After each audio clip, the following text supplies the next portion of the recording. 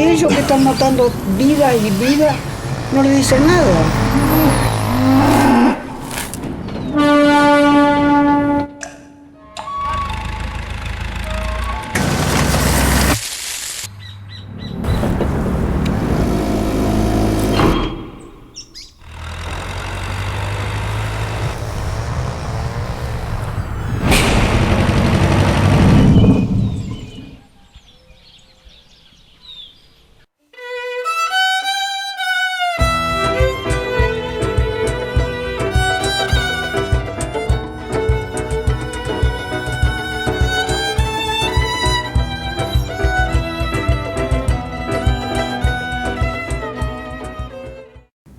Para mí toda la parte de lo que es la tierra y digamos es volver a recordar de cuando era chica, porque nosotros de chiquito trabajamos todo lo que es la tierra y entonces como no teníamos animales también mucha parte de la tierra hicimos a mano.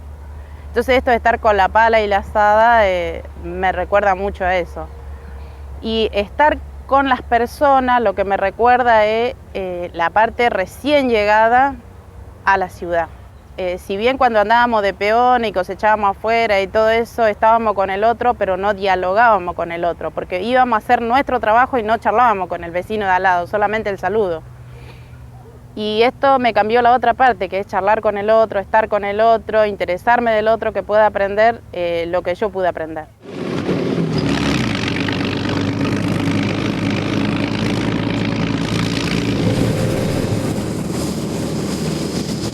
Esta idea del monocultivo, asociado a otros factores, ha llevado a la homogeneización, a una profunda homogeneización del paisaje agrícola.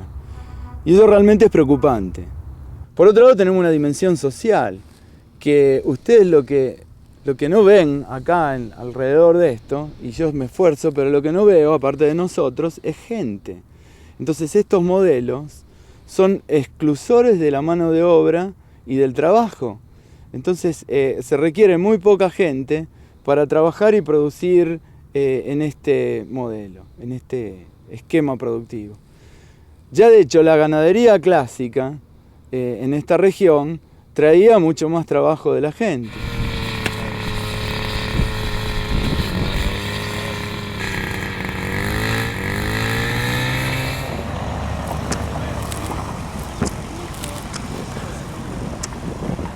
No, y bueno, cuando nos habíamos decidido a venir, había tren y habíamos salido a Zaparinqui, que era un cruce. Ahí encontramos a una señora que venía también, que había ido a ver los hijos al campo y que ella hacía años que estaba acá. Bueno, nos preguntó dónde veníamos, todo eso, y dijo, yo también voy para ahí. Cuando nos bajamos acá en la estación de tren en Rosario, me dice, pero si acá no te espera nadie, vos no te podés quedar acá. Y digo, no, pero acá ahora voy a ver para dónde voy, porque tengo que buscarle al tío de mi papá. Entonces ella dijo, no, acá es muy grande, te vas a perder y ¿a dónde le vas a ir a buscar? Entonces me llevó a su casa y después a los 2 días recién encontramos al tío de mi papá. Como producto del incremento de las áreas agrícolas ligadas al monocultivo, se produjo una exclusión de gente y una concentración de la gente en las áreas urbanas. Esa gente, digamos, en situaciones de marginalidad, va viviendo en los cinturones periurbanos o en las áreas marginales dentro de la ciudad. Eso se ve claramente en la ciudad de Rosario. Acá, por ejemplo, hay todo lo que es el cirujeo, el cartón y todas esas cosas. No deberían estar haciendo eso, porque para eso estaban trabajando en su lugar. Pero si son peones en el lugar donde ellos vivían, igualmente venir a ser peón acá, de juntar cartón, el cartón es mucho más liviano, de ir a hacer otras cosas que a lo mejor pueden estar destroncando árboles y cosas. Si llegan a lograr una buena adaptación está bárbaro, pero si no es una tristeza, porque trae toda la parte de la otra parte que no te sentís bien, que está incómodo, y después sufrí todas las otras cosas, porque después no tenés vivienda, no tenés plata para alquilar, si estás en un asentamiento, si tenés un poco de tierra donde hacer tu casita, primero y principal que te dicen villero. Esa palabra choca un montón, porque vos puedes estar 30 años en ese espacio, podés mejorar ese espacio, pero nunca vas a salir de ese espacio donde te dicen, ah, ahí van los villeros.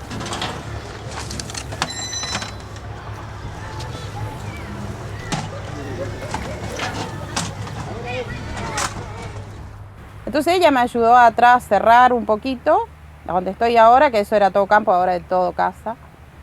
Y después con cajones de madera que encontraba en la basura fui uniendo con los mismos clavos que tienen los cajones, fui uniendo para ir haciendo las paredes. Y así empecé a hacer mi casita. Y el 12 de octubre de ese mismo año me cambié a mi casita. Era chiquitita, pero ese 12 de octubre llovió tan grande que no quedó nada seco, ni mis hijos, ni yo, ni nada. Nadie quedamos secos, ni de ropa, ni cama, ni nada. Chorreó todo. Entonces al otro día dijo mi tía, eso te pasa por caprichosa, vamos a casa. Yo dije, no, yo no voy a ir a casa, a su casa, porque yo tengo que hacer la mía, como sea. Y entonces volví a salir al campo y había mucho en la basura, mucho plástico. Entonces agarré, llevé plástico, lo tiré arriba al techo porque no calmaba de llover. Lo tiré arriba al techo, lo apreté con palo y cosas, y entonces me dijo mi marido, no sea terca, vamos, cuando terminamos de arreglar eso, volvemos. Y yo digo, no, tenemos que luchar, porque si no luchamos, ella habrá luchado para estar en el seco. Bueno, nosotros también tenemos que luchar para estar en el seco.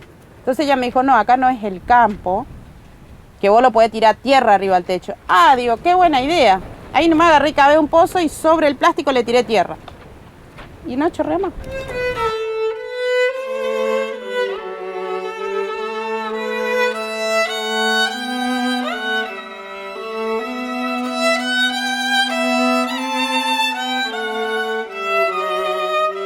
A los 8 años mi mamá me mandó a la escuela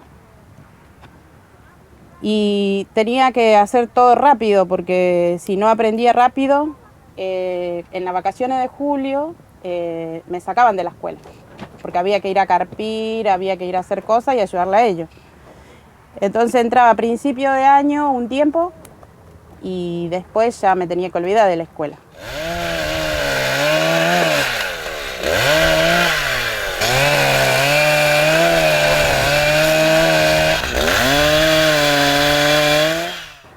Y el algodón se cosecha un tiempo, que es lindo, después las perillas te gastan toda la mano. Entonces yo prefería y le planteaba a mi papá que yo quería ir al monte. Era más fácil para mí, voltear árbol, trocearlo. Y a los 14 aprendí a quemar horno de carbón.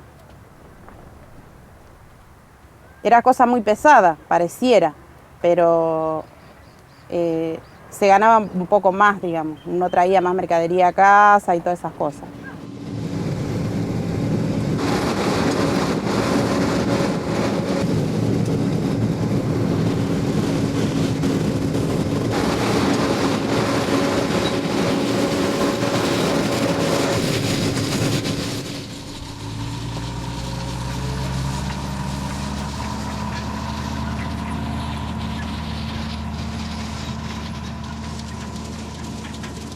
Por otro lado, ocurre un fenómeno que es notable en lo social también, y es la expansión de las áreas agrícolas hacia las áreas periurbanas y urbanas a veces también. Hay lugares en la ciudad de Rosario, al lado de las canchas de los clubes de fútbol o de rugby, en áreas marginales, que había campitos que estaban abandonados o que en alguna época tuvieron horticultura y que hoy tienen media hectárea, un cuarto de hectárea de soja, adentro de la ciudad. Estamos produciendo efectos contaminantes o efectos sobre la salud, o podríamos producir efectos sobre la salud, sobre esas mismas personas que fueron expulsadas de las áreas agrícolas en donde estaban.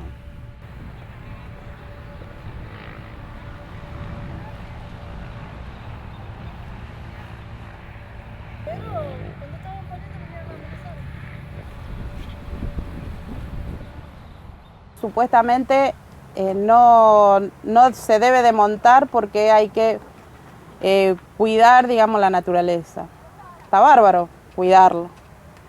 Pero por el otro lado también hay que pensar que hay muchísimas familias que viven de eso. Y a medida que eso se va terminando, por eso se van yendo a cada lugar, porque como donde siempre fueron peones. Y nosotros nacimos, todas las personas nacieron, se criaron en el obraje. Si le saca, digamos, el pedazo de madera, le está sacando un pedazo de pan. Entonces había que ver cómo se cuida todo, pero a su vez también cómo se puede que esa gente tenga posibilidad de trabajar en otra cosa. Porque si le sembras soja, seguramente la gente no tiene posibilidad.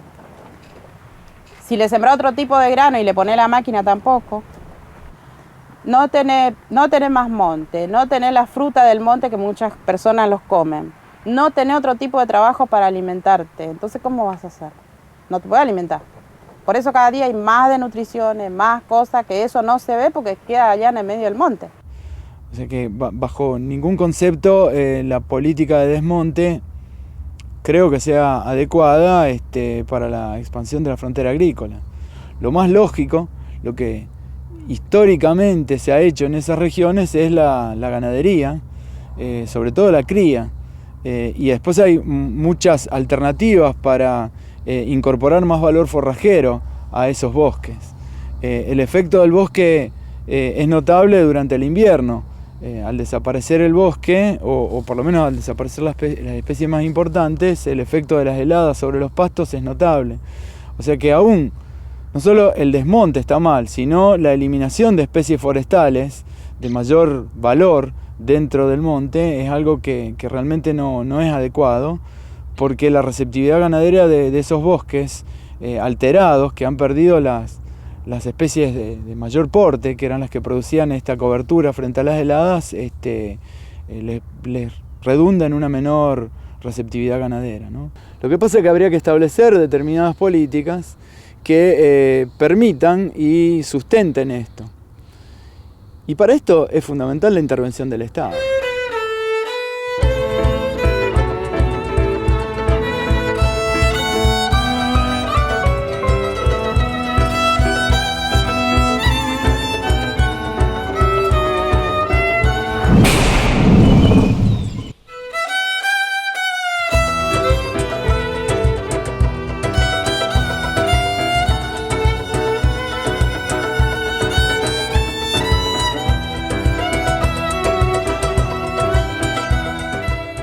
Esta enorme homogeneidad del ambiente produce una restricción de las especies que interactúan en los ecosistemas. Esto los hace más lábiles o más frágiles en el sentido de respuesta del ecosistema a modificaciones diversas que se producen por el medio ambiente, ¿sí? Entonces estos modelos tan simplificados son frágiles. Y eso los hace poco sustentables en el tiempo.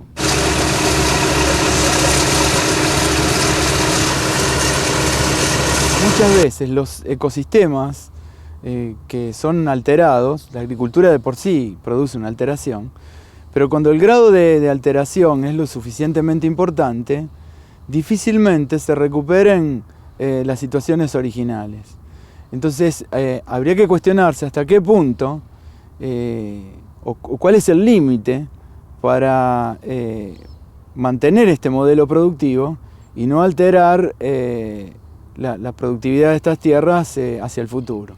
Eso habría que tenerlo en cuenta cuando se diseñan las grandes políticas agrarias en el país. Porque en realidad cuando no había tanta soja como hay ahora, había otras cosas, que era el algodón o otras cosas, y entonces, digamos, yo creo que cada vez le van dejando más sin trabajo a las personas. Por ahí tener monte significaba tener trabajo y por ahí significaba, digamos, por ahí ponerte un calzado o una ropa un poquito mejor. Al no tener tanto monte y haber más soja, uno entiende que por ahí hay trabajo para otras personas, pero para el resto es muy difícil.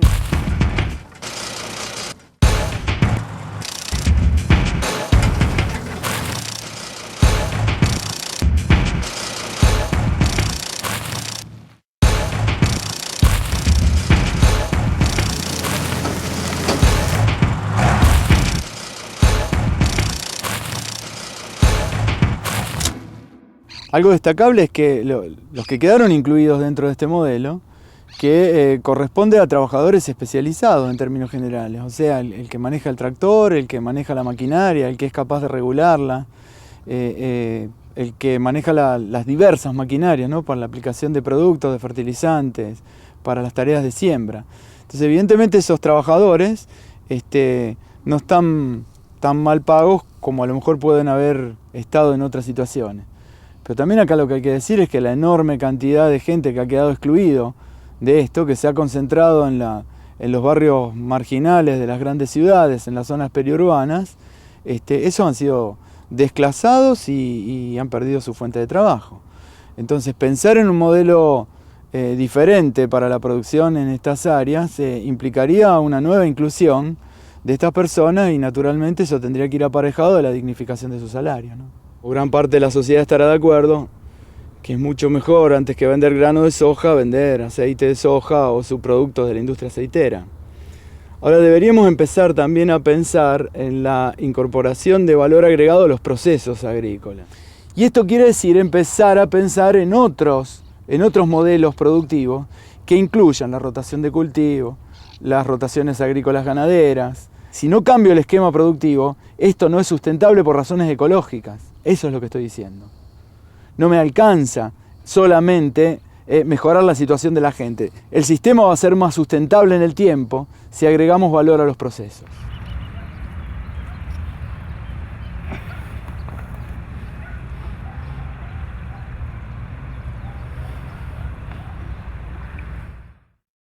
Bueno, yo había venido en el año 90 desde el Chaco, a mediados del 91 habían cruzado unas personas por casa y bueno, yo tenía una pequeña huertita porque como ya venía de otros trabajos, entonces ya lo primero que hice era la huerta. Y entonces desde ahí, cuando nos pusimos a conversar, me dijeron que era desde la municipalidad y entonces me dijo de dónde saqué la semilla. Yo dije, me lo dio mi tía, porque ella me había dado. Y entonces me dijo, bueno, pero te podemos dejar semilla nosotros porque nosotros trabajamos con el INTA. Entonces me iban a dejar una bolsita. Digo, ¿por qué no me dejan más? Porque a lo mejor hay otras familias que también quieren hacer. Y entonces me preguntó si me animaba de llevarle a la familia. Digo, sí. Los suelos de estas áreas periurbanas donde se empiezan a establecer huertas familiares, domésticas, requieren, en general son suelos que corresponden a rellenos sanitarios porque eran el borde de la ciudad. Entonces acá hay que prácticamente volver a producir suelo, entonces hay que tener abonos orgánicos, abonos verdes, compost, etcétera, para volver a tener un suelo en el cual se puedan producir vegetales que en este caso corresponden más a productos hortícolas, ¿no?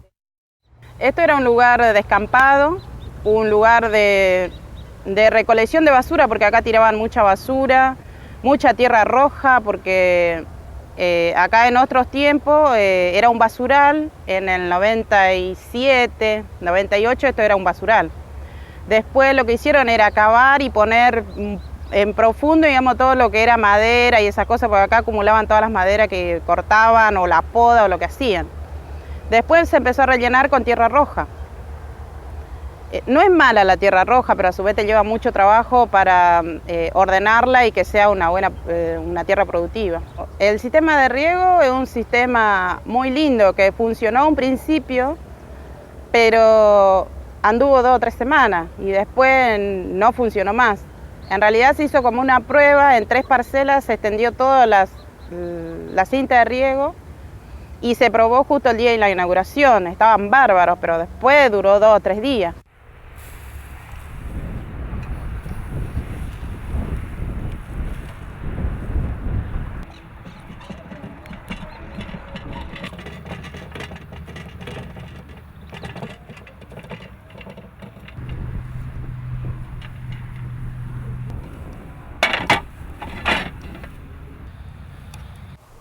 Y ahora lo que se tratando de mejorar el suelo con mucho compost. Se usa mucho pasto, muchas hojas, muchos abonos, mucha capacitación, porque cada una de las personas que trabajan acá tienen su pedazo, le llamamos como parcelas, y van a mejorando cada uno en su lugar. Son personas del barrio, son familias que necesitaban sembrar para poder abaratar su canasta familiar y bueno, a cada uno trabaja en un espacio. Y entonces acá hay la posibilidad de que haya 30 familias. Todavía no hay las 30 familias, pero bueno, creo que de a poco, con el tiempo, debe haber las 30 familias. El modelo de agricultura intensivo que imperado o que se comenzó a desarrollar sobre los 90, o sea, en función de obtener producto para la exportación, básicamente, hay que decirlo como es a esto. El efecto sobre el suelo de la agricultura intensiva es notable en tanto en pérdida de fertilidad como a degradación de los suelos. Y este periodo, digamos, para poder restituirlos hay que fertilizar. Entonces, evidentemente, es tanto lo que sacamos que tenemos que agregar a través de fertilizantes. Lo que estamos haciendo, si no pensamos en periodos restitutivos diferentes, es lentamente ir vendiendo nuestro suelo, los nutrientes de nuestro suelo, se van yendo cuando se van yendo los barcos, llevando el producto, ¿no?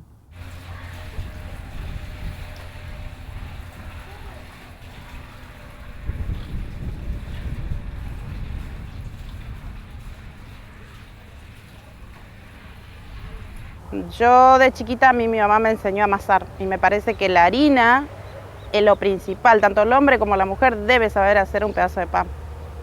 Esas cosas a mí me chocó y me choca hasta ahora, porque cómo no vamos a poder mojar un poco de harina.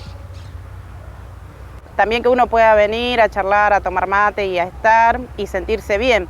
Y que no sea solo la verdura o la plantita en sí, sino también que haya otras cosas, que haya también comida, cosas para uno poder sentirse bien, porque si es solo verdura es como que nos cerramos una sola cosa, esto tiene que ser amplio para todo. Eso es esencial, eso lo veíamos en diversas huertas comunitarias de la ciudad de Rosario.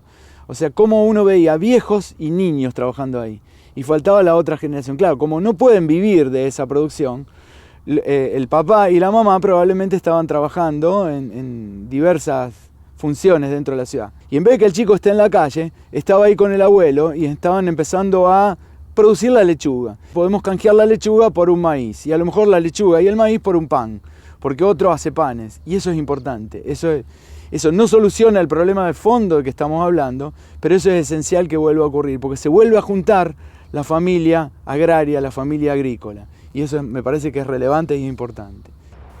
Siempre pensé de que cuando uno está con la otra persona, uno se siente bien y no solo puede trabajar la tierra o no solo puede pensar, digamos, de ir a cultivar, sino también a estar con el otro, a compartir, a charlar, a juntarse de chiquito, porque uno por ahí no puede mirarle al otro en la cara.